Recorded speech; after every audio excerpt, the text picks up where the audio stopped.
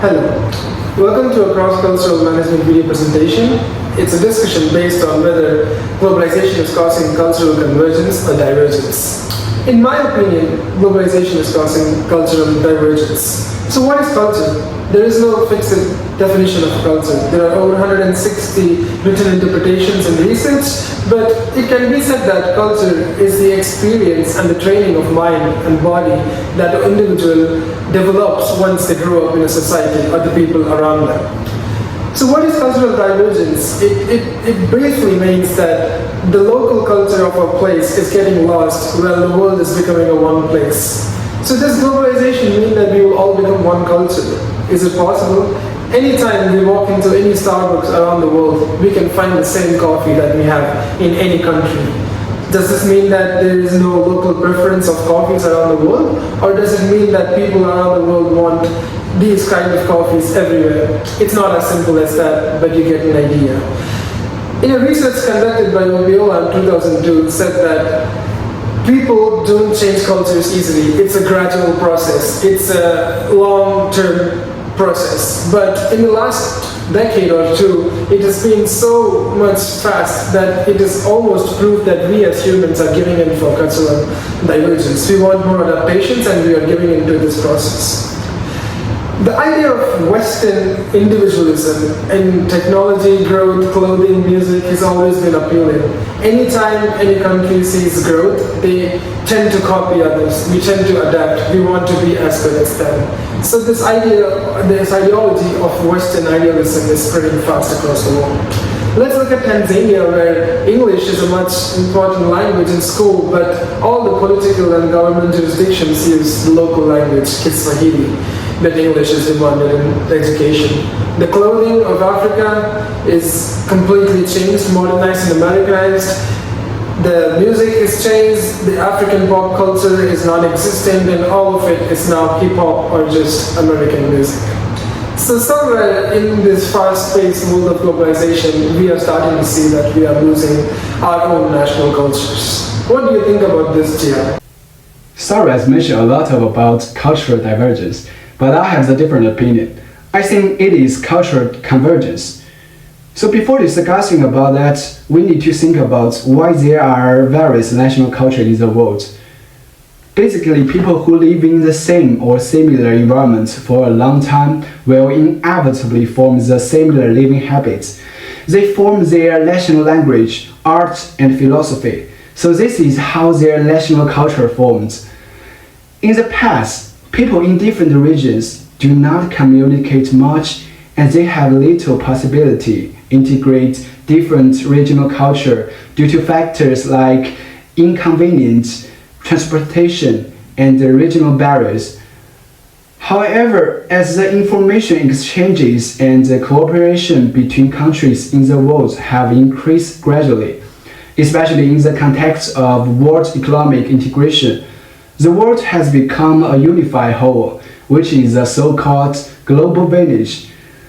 Therefore, the convergence and adaptation phenomenon is playing a role. Cultural convergence is driven by economic integration. An important phenomenon of cultural convergence is the mutual recognition and the integration of cultures of various countries. So basically, what I want to say is, with the information exchange and the information becomes more convenient and directly. So the convergence has become inevitable. Now there is no other nation on the earth that completely maintains the original traditional cultures. So what do you guys think?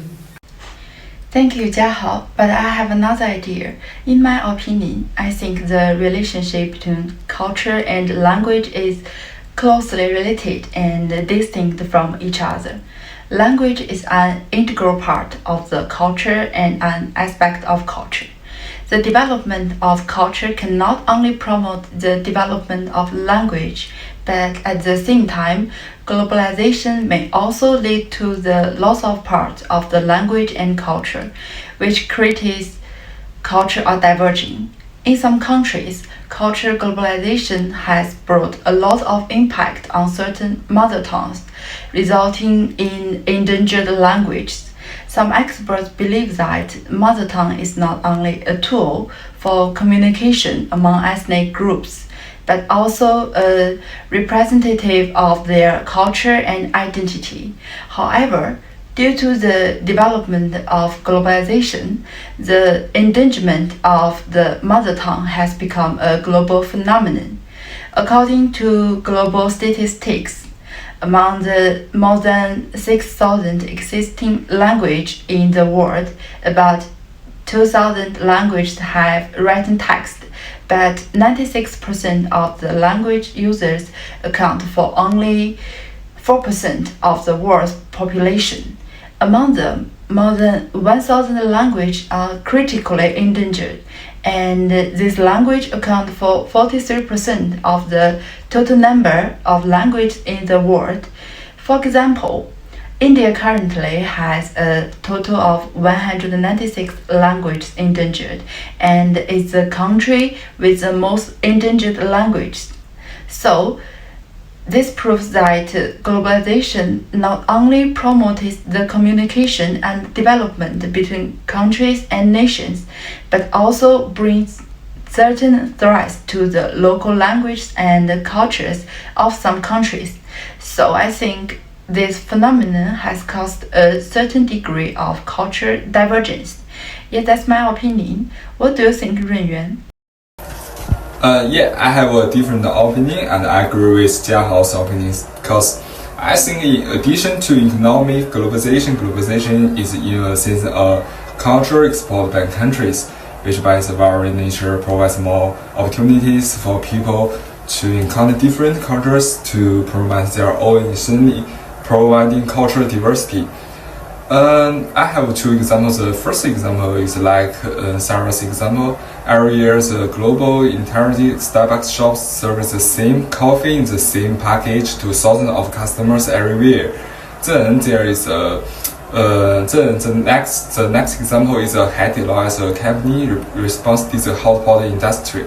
As of 13 June 2020, Haojie Luo operates the 935 directly managed restaurants worldwide, of which 868 are located in 164 cities in mainland China, and 67 are located in Hong Kong, China, and overseas cities including the United States, Canada, the United Kingdom, and Australia, and so on. As one of the responsive foods of traditional Chinese culture, hot pot is becoming more and more popular in China and more countries, and people are willing to accept this food with Chinese culture characteristics. From these two examples, we can see that globalization is a correlated process of global country integrations.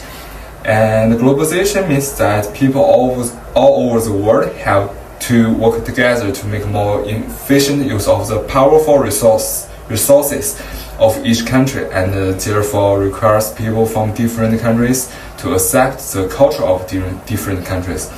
With globalization, countries are exporting not only resources but also cultural products with their own identity, making a profit and promoting their own culture. The process of globalization has thus led to cultural convergence. That's my opinion, and anyone has different opinions? Well, I have a different opinions. As for the economic areas, with the impact of the globalization, the connections and the operations between countries has become much more closer.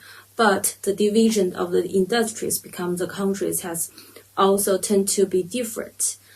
As for some developed countries, they focus on the capital-intensive industries such as Silicon Valley in the United States. And the American companies has very strong innovation capacities and have a good scientific research environment and the equipment, which can provide the world's best research platform. But as for the developing countries such as Asia, they are more clinic to labor-intensive industries. For example, some developed countries, they prefer to place some manufacturing and processing industries in the developing country like Cambodia. And Cambodia's manufacturing industry is mainly clothes and food wearing, which accounts for the 2/3 of the country's exports, and the industry continued to develop due to the Cambodia's location, cheap labor, and the dollar settlement, which have attracted a large number of the investors. Well, to be honest, economic is the foundation of the culture and it reflects of economics and policies. Therefore, with the development of the globalization, and the global industrial chains, the different countries occupied different parts of the chains, which has led to more and more divergence of the economic cultures among the different countries. Yeah. Well, that's what I talk about. What about you guys? Hello, this is Xueru speaking. I also agree with Jiahao and Runyuan. Globalization also has brought convergence in the political cultures of middle-class Israeli and American Jews. According to a well-established social scientific literature, in the past, the political cultures of American and Israeli Jews differ sharply. Their political cultures emphasize liberalism and nationalism, respectively. Recent developments brought associated with globalization suggest the convergence of orientations among the middle classes of each society. Here we consider 4 dimensions of globalization, as we can see below in the PowerPoint. The next slides outline some examples. The development of transnational institutions and international travel increasingly bring the two Jewries into contact and exchange with one another. Increasingly, American Orthodox Jewish students study in an Israeli religious institute during a bridge year between high school and college. Since 1999, more than 200,000 American Jewish young adults have joined 10,000 of their Israeli peers on organized 10-day tours of Israel. Overall, more than 35% of American Jews have visited Israel at least once. Do not align American and Israeli Jews on separate sides of a putative culture divide, but rather in solidarity with their like-minded counterparts. Thus, converging American and Israeli political cultures driven by focus on globalization increasingly contribute to new forms of transnational political mobilization.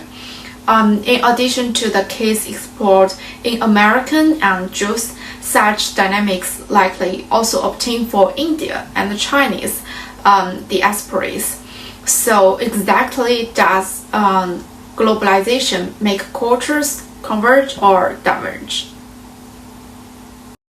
So as a group now, I think we can conclude that seeing all of this evidence that globalization has given a lot of cultural convergence, which is causing great benefits for us. Even though aspects of divergence exist, maybe the convergence have been more prominent and cultural convergence is doing better for our planet. So as a group, we would like to conclude that globalization is causing cultural convergence, and that's the end of our presentation. Thank you.